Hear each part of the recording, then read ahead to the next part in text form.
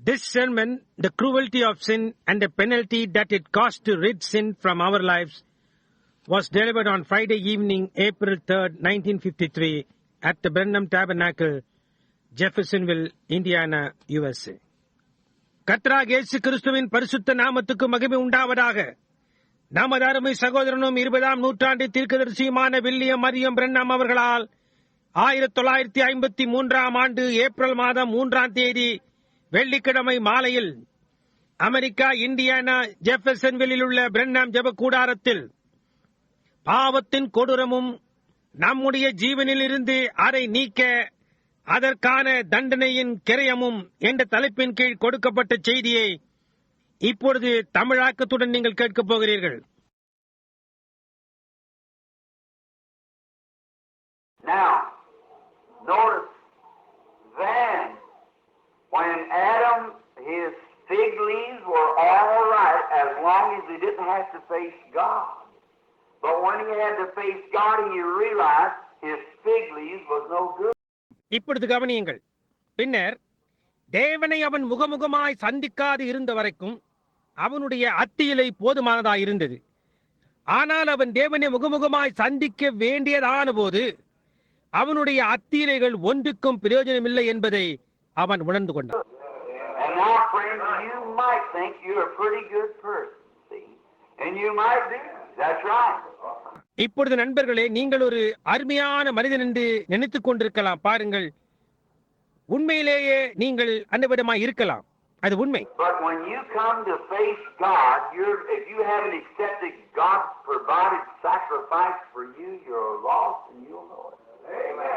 ஆனால் நீங்கள் தேவனை சந்திக்க வேண்டி வரும்பொழுது உங்களுக்கான தேவனால் அளிக்கப்பட்ட பலியை நீங்கள் ஏற்றுக்கொள்ளாமல் இருந்தால் நீங்கள் இழக்கப்பட்டவர்கள். நீங்கள் இதை அறிவீர்கள். I stood by their sides, watch them die.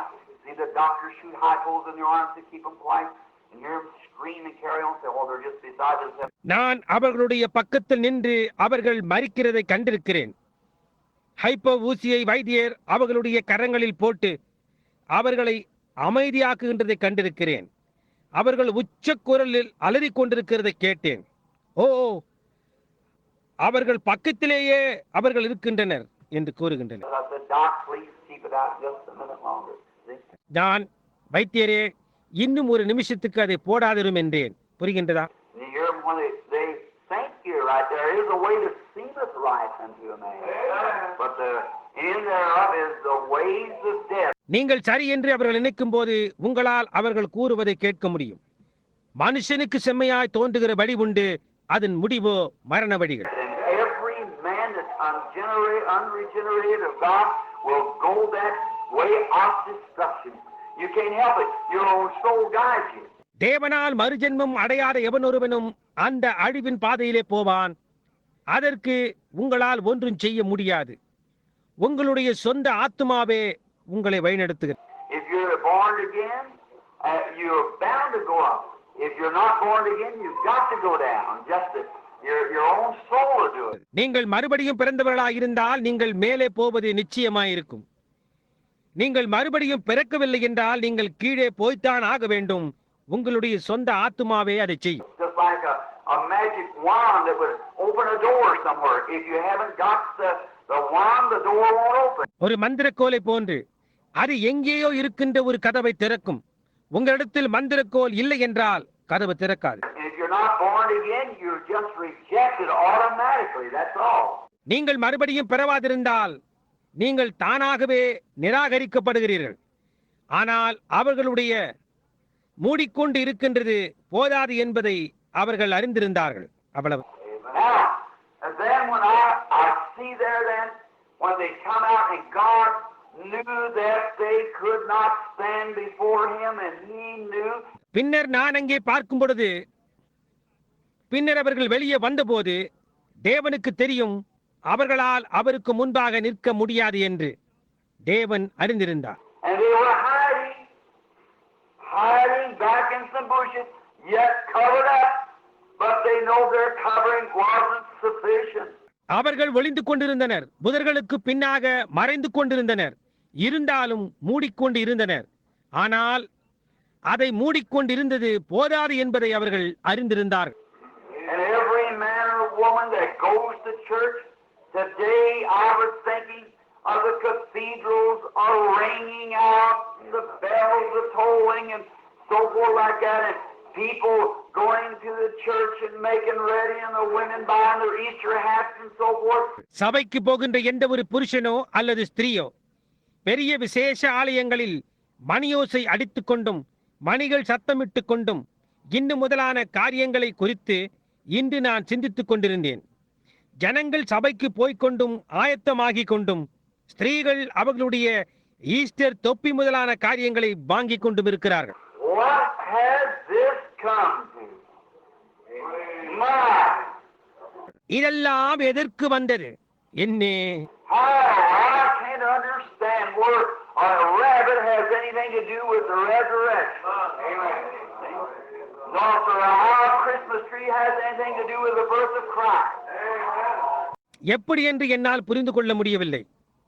உயிர்த்தெழுதலோடு ஒரு முயல் என்ன செய்வதற்கு இருக்கிறது? பாருங்கள்.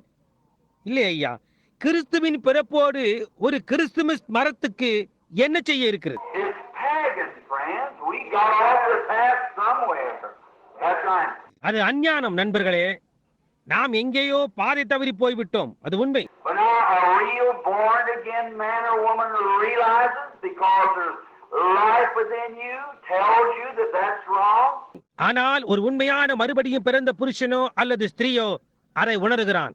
ஏனென்றால் அங்கே உங்களுக்குள்ளாக இருக்கின்ற ஜீவன் அது தவறு என்று உங்களுக்கு கூறுகின்றது. Is that right? அது சரிதானே? Now, watch Adam and Eve. Oh my!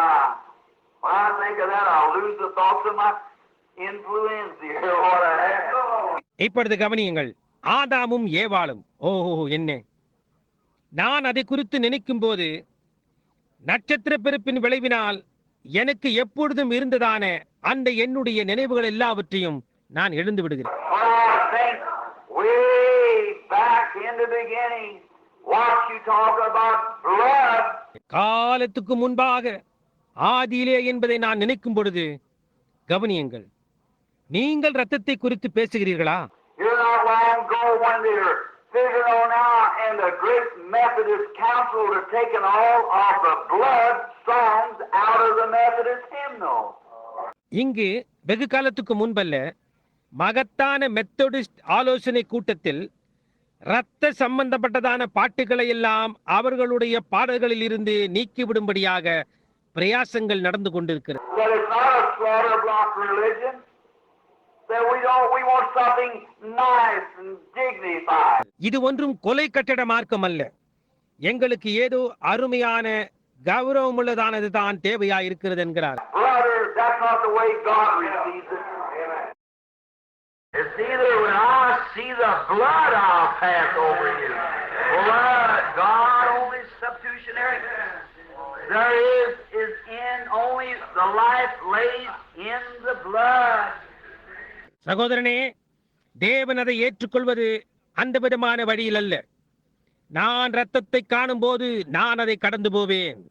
ரத்தம், தேவன், பதிலி மட்டும்தான் அங்கு இருக்கிறது. ஜீவன் ரத்தத்தில் படுத்து கிடக்கிறது. You may eat the meat thereof, but the blood thereof, which is the life thereof, pour it up on the ground. See? Not eat the life. நீங்கள் மாம்சத்தை புசிக்கலாம், ஆனால் அதில் உள்ள ரத்தத்தையோ, அதில் அதன் ஜீவன் இருப்பதால் அதை ஊற்றி விடுங்கள். பாருங்கள், ஜீவனை புசிக்க வேண்டாம். Notice how beautiful. How I think of that. எவ்வளவு அழகாய் இருக்கிறது என்று கவனியுங்கள். எப்படியாய் நான் அதை குறித்து நினைக்கிறேன். Then God thought, now come out here, Adam and Eve, and before I can bring you out, I'm going to have to do something. பின்னர் இப்பொழுது ஆதாம் ஏவாளே, வெளியே இங்கே வாருங்கள். உங்களை வெளியே கொண்டு செல்வதற்கு முன்னர் நான் ஏதோ காரியத்தை செய்ய போகிறேன் என்று தேவன் நினைத்தார். So he goes over there on the hillside and gets the sheep, kill him, pull the skin off of him, let him die. எனவே அங்கே குன்றின் பக்கமாக போய் ஒரு செம்மறியாட்டை கொண்டு வந்து அதை கொலை செய்து அதன் தோலை கிழித்தெடுத்து அது மறிக்கும்படியாய் செய்தார். Because God has to keep His word, no matter how good a man you are, how good a woman you are, what you are, if God's got to keep His word. ஏனென்றால் நீங்கள் எவ்வளவுதான் நல்ல ஒரு மனிதனாய் இருந்தாலும் சரி, எவ்வளவு தான் நல்ல ஒரு ஸ்திரீயாய் இருந்தாலும் சரி, நீ என்னவா இருந்தாலும் சரி, தேவன் அவருடைய வார்த்தையை காத்துக்கொள்ள வேண்டியவராயிருக்கிறார். அது இருக்கிறது. தேவன் அவருடைய வார்த்தையை காத்துக்கொள்ள வேண்டியவராயிருக்கிறார். That's the reason the Virgin Mary had to go up at the day of Pentecost and receive the baptism of the Holy Ghost just like the rest of them did, because she was born here as a mortal and had to be born again before she could go to heaven. Amen. அந்த காரணத்தினால் தான் கன்னி மரியாள் பெந்தேகோஸ்தே நாளன்று மேலறைக்கு சென்று மற்றவர்களைப் போன்றே பரிசுத்த ஆவியின் அபிஷேகத்தை பெற்றுக்கொள்ள வேண்டியதாயிருந்தது. ஏனென்றால் அவள் இங்கே ஒரு அழிவுள்ளவளாக பிறந்து பரலோகம் செல்வதற்கு முன்னர் மறுபடியும் பிறக்க வேண்டியதாயிருந்தது. ஆமென். Now look, ladies, let me tell you, just because the times have changed, God hasn't changed. இப்பொழுது பாருங்கள் அம்மாளே, நான் இதை உங்களுக்கு கூறுகிறேன். காலங்கள் அப்படியே மாறிப்போய் இருக்கின்ற காரணத்தினால் தேவன் மாறி போகவில்லை. You come anything short of that, you're lost. ஆனால் ஏதும் குறைவுள்ளவனாக நீங்கள் வந்தால் நீங்கள் இழக்கப்பட்டு போவீர்கள். புரிகின்றதா? Now I'm only speaking in behalf of what God did 1900 years ago today on Calvary, to show you what a sacrifice that had to be made to pay this, and that's God's way. Amen. இப்பொழுது இந்த நாளன்று 1900 வருஷங்களுக்கு முன்னர் கல்வாரியில் தேவன் என்ன செய்தார் என்பதின் சார்பாகத்தான் நான் பேசிக் கொண்டிருக்கிறேன். என்ன ஒரு பலி! இதற்கு கிரயமாக அதுவும் தேவனுடைய வழியில் செலுத்தப்பட வேண்டி இருக்கிறது என்பதை உங்களுக்கு காட்டும்படியாக நான் பேசிக் கொண்டிருக்கிறேன். Now there's a way that seems right, but God has a provided way. Amen. செம்மையாய் தோன்றுகிற ஒரு வழி அங்கே இருக்கிறது, ஆனால் தேவனோ ஒரு அளிக்கப்பட்ட வழியை உடையவராயிருக்கிறார். If you'll always go in God's provided way, you'll never go wrong. நீங்கள் எப்பொழுதும் தேவனால் அளிக்கப்பட்ட வழியில் செல்வீர்களானால் நீங்கள் ஒருபோதும் தவறாகவே செல்ல மாட்டீர்கள். Like if you start to go to Indianapolis or across the bridge, you say, well, here, is that little over there? Yes, and just take right across this way. You'll be caught up pretty soon. That's right. நீங்கள் Indiana போலீஸுக்கு போக புறப்படுவது போன்று அல்லது அந்த பாலத்தை கடந்து போவதானால் நீங்கள் சொல்லுவீர்கள், நல்லது, இங்கே லூயிவில்லியா இங்கே இருக்கிறது. ஆம், நேராக இந்தபடியா செல்வீர்களானால் நீங்கள் சீக்கிரமாய் அந்த இடத்தை பிடித்து விடலாம் என்று. அது உண்மை. You better get the blueprint, the map, study it out and see which way you're going. நீங்கள் பாதையின் வரைபடத்தை, நிலப்படத்தை எடுத்து அதை சற்று ஆராய்ந்து பார்த்து நீங்கள் எந்த வழியாய் போய்க் கொண்டிருக்கிறீர்கள் என்று பாருங்கள். And then here is God's blueprint to glory. Study it out. There it is. It's blood sprinkled all the way. You can't lose the track if you'll follow the blood. Amen. அப்படியானால் இதோ இருக்கிறது தேவனுடைய மகிமைக்கு போகும் பாதையின் வரைபடம். அதை ஆராய்ந்து பாருங்கள். அதோ அது இருக்கிறது. வழியெல்லாம் ரத்தம் தெளிக்கப்பட்டிருக்கிறது. நீங்கள் ரத்தத்தை பின்தொடர்ந்து சென்றால் உங்களால் பாதை தவற முடியாது. ஆமென். Just keep right with the blood and you'll be all right. Or the bloody footprint every step of the way. இப்பொழுது உங்களால் காண முடியும். புரிகின்றதா? ரத்தத்தோடு உங்களை நீங்கள் சரியாக வைத்துக் கொள்ளுங்கள். நீங்கள் எல்லாம் சரியா இருப்பீர்கள்.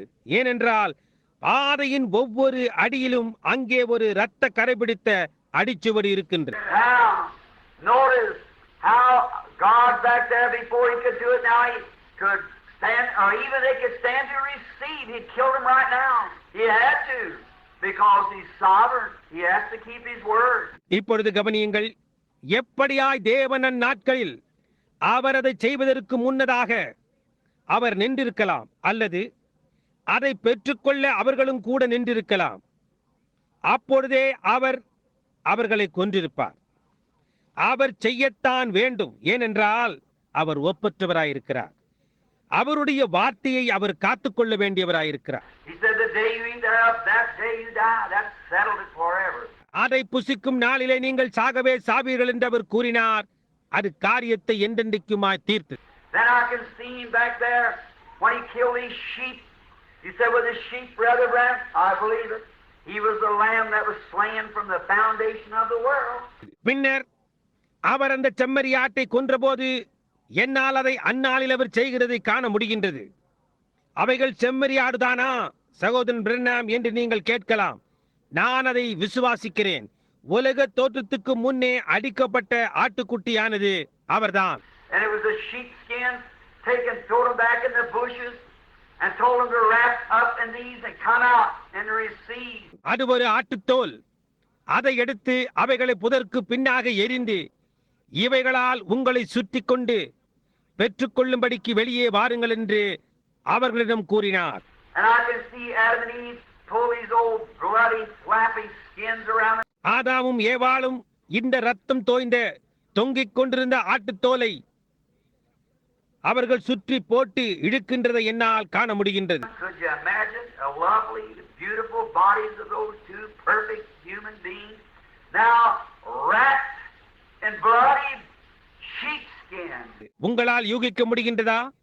அந்த அழகான பரிபூர்ணமான மானிட வர்க்கங்களின் சரீரங்கள் இப்பொழுது ரத்தம் தோய்ந்த ஆட்டு தோலினால் சுற்றப்பட்டிருக்கின்றது.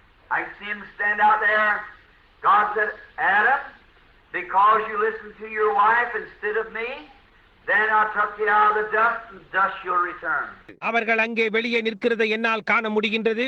தேவன், ஆதாமே, எனக்கு செவி கொடுப்பதற்கு பதிலாக நீ உன் மனைவிக்கு செவி கொடுத்தபடியால், பின்னர் நான் உன்னை பூமியின் மண்ணிலிருந்து எடுத்தபடியால் நீ பூமியின் மண்ணுக்கு திரும்புவாய் என்று கூறினார். Me, because you listened to the serpent instead of me, while you brought life, took life out of the world, you'll have to bring life into the world. I'll multiply your sorrows, and your desire shall be to your husband, and so forth.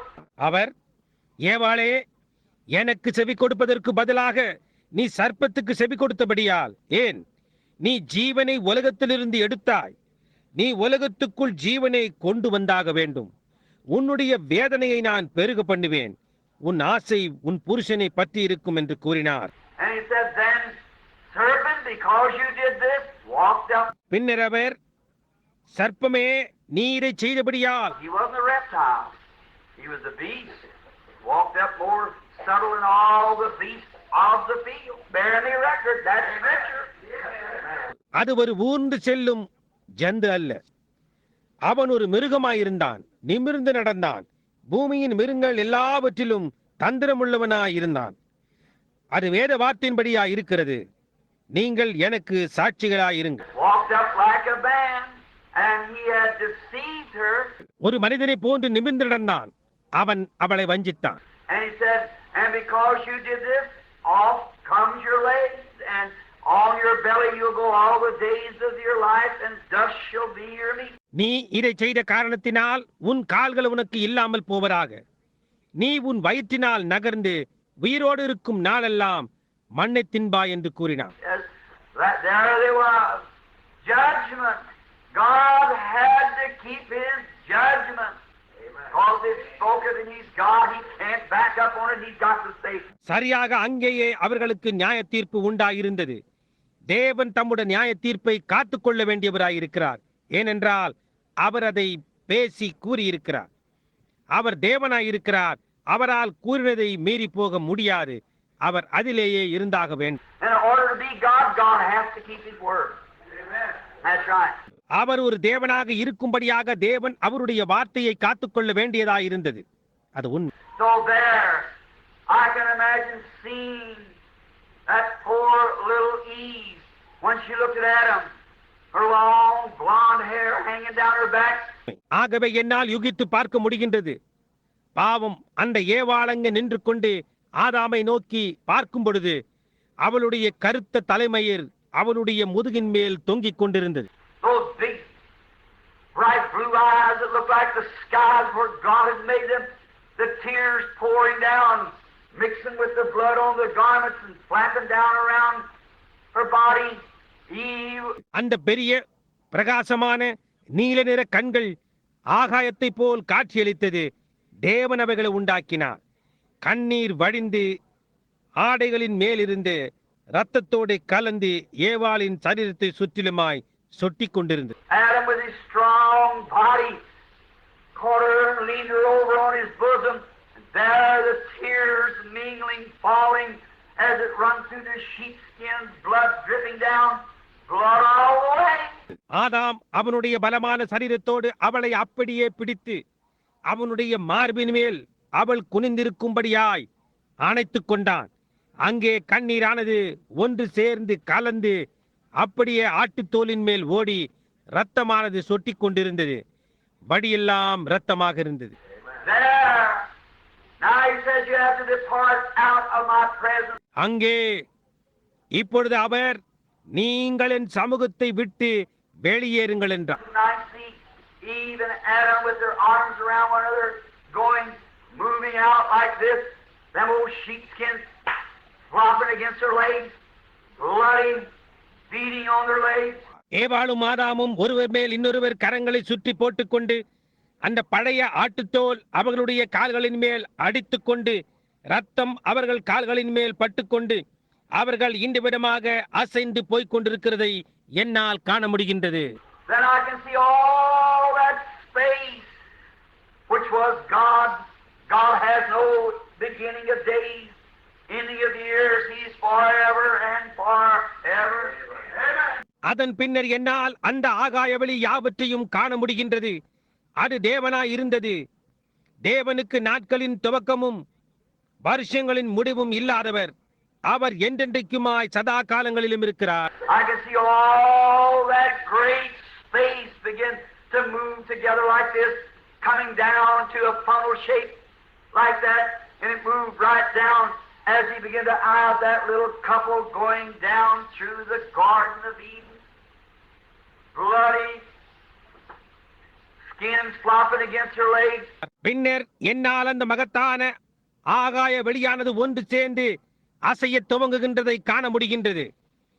இந்த விதமாய் அப்படியே கீழாக வந்து ஒரு கூர்நுனி கோபுர வடிவில் தலை கீழாக அப்படியே கீழாக இறங்கி அந்த சிறிய ஜோடி ஏதேன் தோட்டத்தின் ஊடாக ரத்தம் தோய்ந்த ஆட்டுத்தோல் அவர்களுடைய கால்களின் மேல் அடித்துக் கொண்டிருக்க அவர்கள் போய்க் கொண்டிருப்பதை தேவன் பார்க்க துவங்கினார். He couldn't stand it, and it moved down. All it moved is down to the very heart of God, spelled L-O-V-E. God so loved. அவரால் அதை தாங்கிக் கொள்ள முடியவில்லை. அது அப்படியே உருகினது. தேவனுடைய இருதயத்தையே உருகச் செய்தது. இன்பு தேவன் அவ்வளவாய் அன்பு கூர்ந்தார். He just couldn't see him go. He called him back and said, I'm going to put enmity between your seed and Satan's seed. அவர்கள் அப்படியாய் போவதை அவரால் பார்க்க முடியவில்லை. அவர் அவர்களை திரும்ப அழைத்து, நான் உன்னுடைய வித்திற்கும் சாத்தானின் வித்திற்கும் பகை உண்டாக்குவேன் என்றார். Then, when that was done, was at Calvary. When God Himself came down to a woman born of a virgin. பின்னர் அந்த காரியம் எப்பொழுது செய்யப்பட்டது? தேவன் தாமே ஒரு ஸ்திரீயின் மூலமாக, ஒரு கன்னி பிறப்பின் மூலமாக அவரே கீழே வந்தபோது அது கல்வாரியில் செய்யப்பட்டது. I would like to deal there just a little bit in Eden. Notice when they were driven from the garden because of transgression. All the blessings cut off because of transgression. இன்னும் சிறிது ஏதேனிலேயே இடைப்பட நான் இப்பொழுது எவ்வளவாய் விரும்புகிறேன். கவனியுங்கள், அவர்கள் தோட்டத்தில் இருந்து விரட்டப்பட்ட போது மீறுதலின் நிமித்தமாக அனுப்பப்பட்டனர். சகல ஆசீர்வாதங்களும் மீறுதலின் காரணமாக துண்டிக்கப்பட்டு விட்டது. Now I think tonight that's what's the matter with the church. All the blessings are being cut off because of transgression. சபையோடு காரியம் அப்படியாகத்தான் இருக்கிறது என்று நான் இன்றிரவு நினைக்கிறேன். சகல ஆசீர்வாதங்களும் மீறுதலின் காரணமாக துண்டிக்கப்பட்டு விட்டது. There you are, driven from the Garden of Eden. அங்கேதான் காரியமே. Eden தோட்டத்திலிருந்து துரத்தப்பட்டனர். I want you to notice, here comes when Cain and Abel, the two sons of Adam and Eve, came forward to make an offering. இப்பொழுது நீங்கள் இங்கே கவனிக்க வேண்டும் என்று நான் விரும்புகிறேன். ஆதாம் ஏவாளின் 2 குமாரர்களான காயினும் ஆபேலும் ஒரு பலியை செலுத்தும்படியாய் முன்னுக்கு வந்தார்கள். I believe the great cherubim was at the east side of the gate, and that sword whirling back and forth, guarding that gate there, and entered into Eden. ஏதேனுக்குள் பிரவேசிக்கக்கூடிய கிழக்கு வாசலில் கேருபீன்கள் வீசிக்கொண்டிருக்கும் சுடரொளி பட்டயத்தை வைத்துக் கொண்டு முன்னும் பின்னுமாக நடந்து கொண்டு வாசலை காத்துக் கொண்டிருந்தனர் நம்புகிறேன். Notice fire, the Holy Spirit, fire, guarding the gate. கவனியுங்கள், அக்கினி, பரிசுத்த ஆவியின் அக்கினி வாசலை காத்துக் கொண்டிருந்தது. And today that's what guards the gate. இன்றைக்கு வாசலை காக்கிறதும் அதுவேதான். If you're scared of Holy Ghost and fire, you'll never get in. நீங்கள் பரிசுத்த ஆவிக்கும் அக்கினிக்கும் பயப்படுகிறீர்கள் என்றால் நீங்கள் ஒருபோதும் உள்ளே பிரவேசிக்க மாட்டீர்கள். The sword of God. God is a consuming fire. Watching that tree, guarding that tree of life. தேவனுடைய பட்டயம் உக்கிரமானது. அந்த மரத்தை கவனித்துக் கொண்டும் ஜீவ விருட்சத்தை பாதுகாத்துக் கொண்டும் தேவன் ஒரு பற்றி எரிகிற அக்கினியாயிருக்கிறார். And now notice, then this is a beautiful picture. Oh my! இப்பொழுது கவனியுங்கள், அப்படியானால் இது ஒரு அழகான காட்சியாயிருக்கும். ஓ என்னே! I can see Adam or Cain and Abel rather toiling now or going out to make a sacrifice. காயினும் ஆபேலும் கஷ்டப்பட்டு செய்து கொண்டு அல்லது ஒரு பலியை செலுத்தும்படியாய் வெளியே போய்க்கொண்டும் வந்து கொண்டும் இருக்கிறது என்னால் காண முடிகின்றது. I believe they built their altar right at the gate, at the throne, where they could worship. அவர்கள் அவர்களுடைய பலிபீடங்களை சரியாக அந்த வாசலண்டை அவர்கள் அங்கே ஆராதிக்கும்படி சிங்காசனத்தண்டை கட்டி இருப்பார்கள் என்று நான் நினைக்கிறேன். Notice, here comes Cain. He probably worked all the year, toiling, doing everything he could to get the very biggest apples or the very biggest pumpkins or whatever he had, brought it up to the gate. கவனியுங்கள், இதோ வருகிறான் coin. மிக பெரியதான ஆப்பிளை, பெரியதான பரங்கிக்காயை பெற அவன் வருஷம் முழுவதுமாய் ஒரு கால் வேலை செய்திருக்கலாம். அவனிடத்தில் உள்ளவைகளை அங்கே வாசலண்டை கொண்டு வந்தான். Build him an altar right there by the side of the gate in the presence of God. அங்கேயே வாசலுக்கு பக்கத்திலேயே தேவனுடைய பிரசன்னத்தில் தனக்கென்று ஒரு பலிபீடத்தை எழுப்பினான். Put all his fruits and the big cow lilies and everything and laid them on the altar correctly. Then knelt down and worshiped God. அவனுடைய எல்லா பழ வகைகளையும் அழகான லீலி புஷ்பங்களையும் எல்லா காரியங்களையும் கொண்டு வந்து அவைகளை பலிபீடத்தின் மேல் சரியாக வைத்து அதன் பின்னர் முழங்காற்படியிட்டு தேவனை ஆராதித்தான்.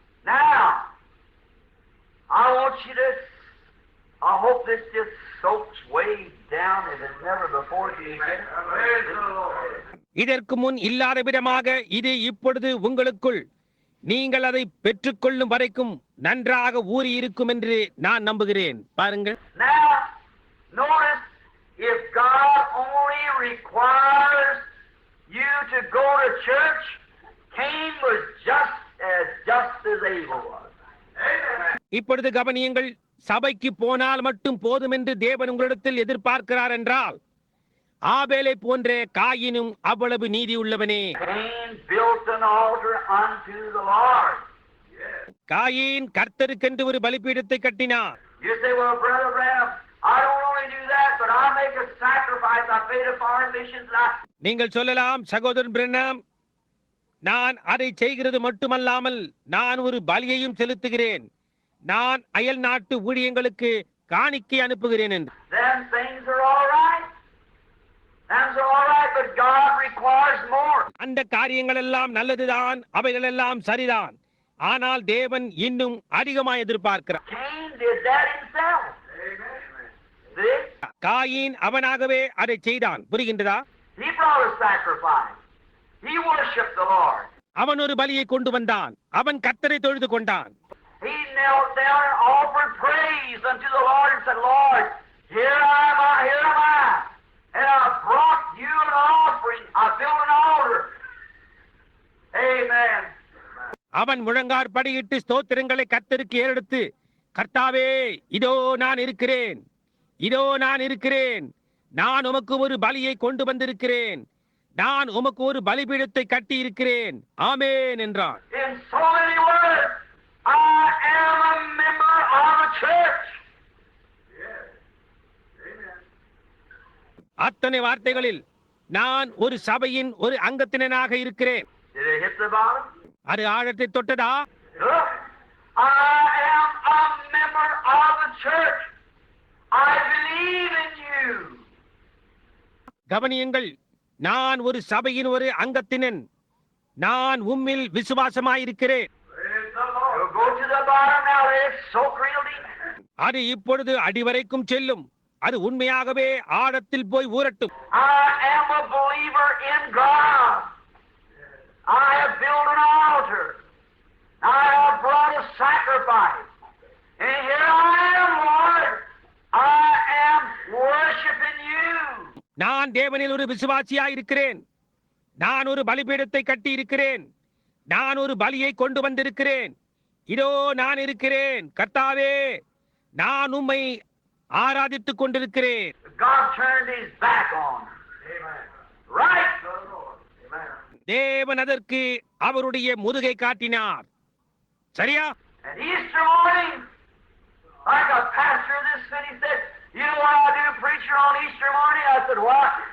ஈஸ்டர் காலையன்று இந்த பட்டணத்தின் போதகர் ஒருவர் கூறினது போன்று, ஈஸ்டர் காலையன்று பிரசங்கியாரே, நான் என்ன செய்கிறேன் என்று உமக்கு தெரியுமா என்றார். அதற்கு நான் என்ன என்றேன். But I tell all my folks, I bid them a Merry Christmas. அவர் என்னுடைய ஆட்களுக்கு நான் மெரி கிறிஸ்துமஸ் என்று கிறிஸ்துமஸ் வாழ்த்துதலை கூறிவிடுவேன் என்றார். So why? I said, I won't see him anymore till next Easter.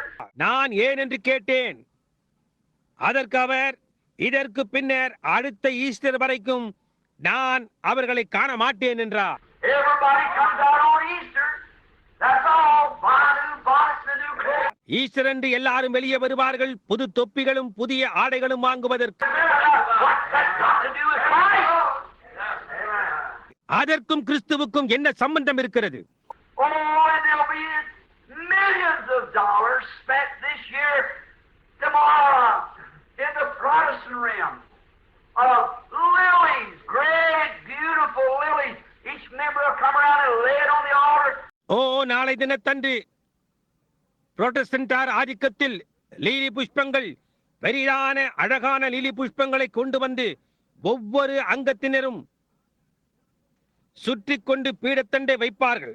ஆக அதற்காக இந்த வருஷம் லட்சக்கணக்கான டாலர்கள் செலவழிக்கப்படும். God don't care about the lily on the altar. He wants you on the altar. பீடத்தின் மேல் லீலி புஷ்பங்களை இருப்பதை குறித்து தேவன் அக்கறை கொள்ள மாட்டார். நீங்கள் பீடத்தின் மேல் இருக்க அவர் விரும்புகிறார். It isn't the lily. It isn't your sacrifice. You are the God to be on the altar. That's the difference. அது லீலி புஷ்பம் அல்ல, அது உன்னுடைய பலி அல்ல.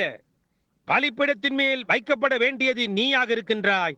அதுதான் வித்தியாசம். Putting what God requires on the altar is you. தேவனுக்கு தேவையானதை பீடத்தின் மேல் வைக்க வேண்டும், அது நீயாக இருக்கின்றாய். Now, I want you to notice how that strain that was Satan in Cain.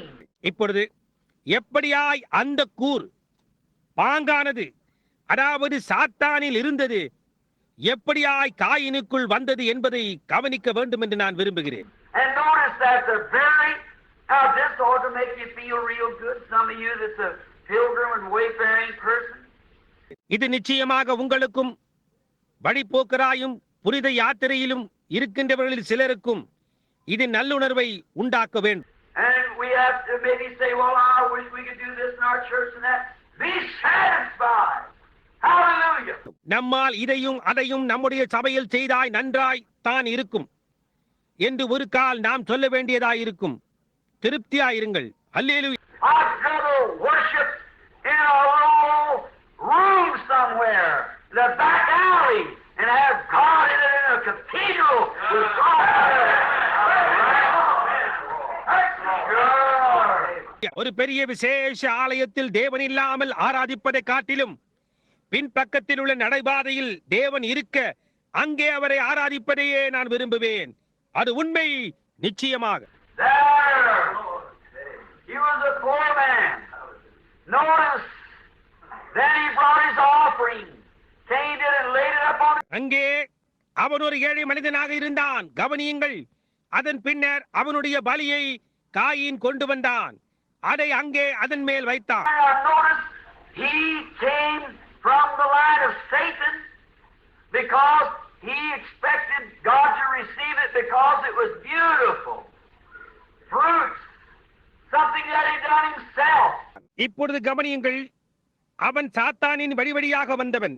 ஏனென்றால் தேவன் அதை ஏற்றுக்கொள்ள வேண்டும் என்று அவன் எதிர்பார்த்தான். காரணம் அது ஒரு அழகான பழமாக இருந்தது. அவன் தானே செய்ததான ஏதோ காரியமாக அது இருந்தது. And so